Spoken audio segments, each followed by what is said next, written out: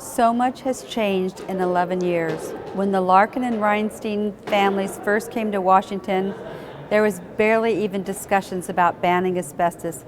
I'm so excited today to share that Senators Boxer and Markey have introduced the Alan Reinstein Trevor Schaefer Toxic Chemicals Protection Act. It's not about Alan and it's not about Trevor. It's about the hundreds of thousands of people that their two names represent. So it's beyond exciting not just to have a bill named after Alan and reflect on asbestos, but about the fact that we're recognized as leaders, ADAO, in prevention, advocacy, and community support. So during these past 11 years, we've had the honor and the opportunity to take our information and our stories to Congress. So we've been able to put on 7 staff briefings to educate the staffers about how asbestos has impacted not only public health, but our economy and our environment. And then we've also served as a resource and testified at Senate hearings and also House hearings too. So because of our story and the help of so many, we have been able to take our message to Congress and not only have someone listen, but to make those messages actionable as seen in the new Boxer and Markey bill. TSCA reform is complicated, and even after I've been coming to Washington for 11 years, it's still complicated for me. But let me try to make this simple. This is what I know. The Udall-Vitter bill will take a century to test only 1,000 of the most dangerous chemicals. A century.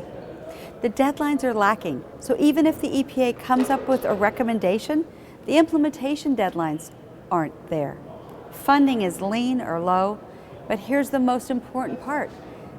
The Udall-Vitter bill doesn't even name asbestos, and there's no expedited action to analyze, manage, and prohibit the use.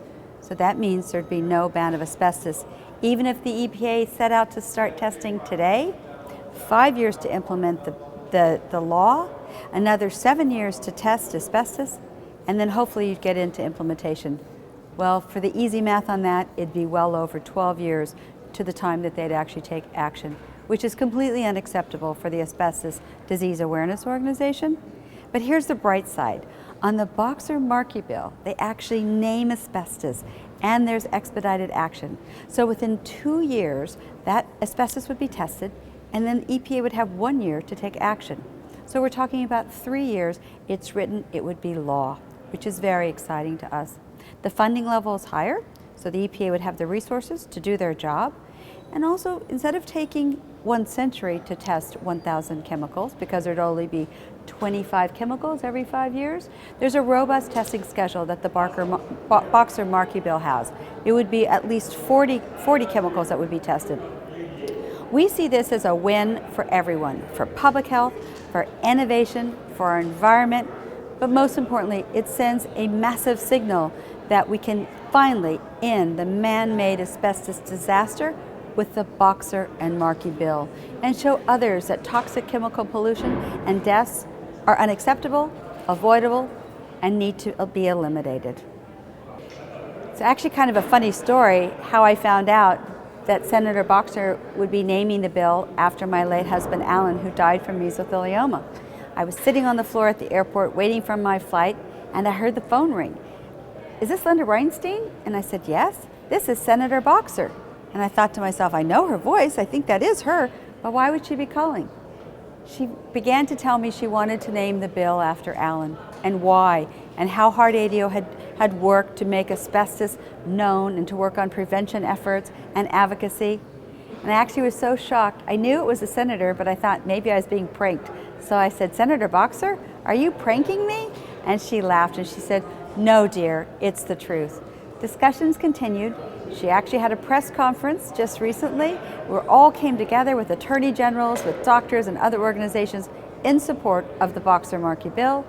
And indeed, she brought Trevor Schaefer on board, who is an amazing young adult who suffered brain cancer at the age of 13 from toxic chemical exposures.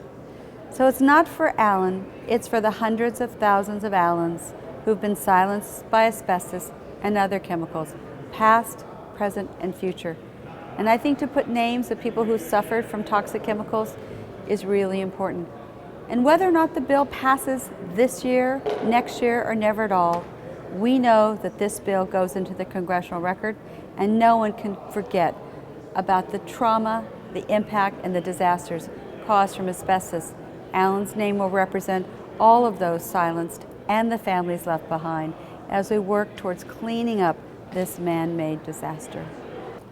So when I called Emily and I told her that Senator Boxer would like to name a bill after Daddy, I asked what she thought. She happened to be riding her bike home from college at the time, so I didn't get that jubilant reaction at first. And then she called me back, and she was in tears. She couldn't believe it. She was so touched, and she realized that her dad's story and our work made a difference.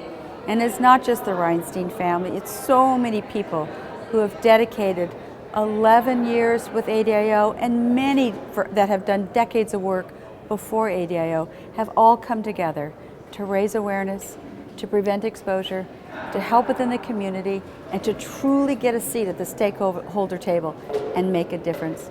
We're both so proud, and we miss Alan every day. We're going to keep this fight going until we have a ban and it's truly being managed and phased out and eliminated. There's hope in our future, and I am so thankful that Senator Boxer and Markey took a leadership role in reducing toxic chemical exposure.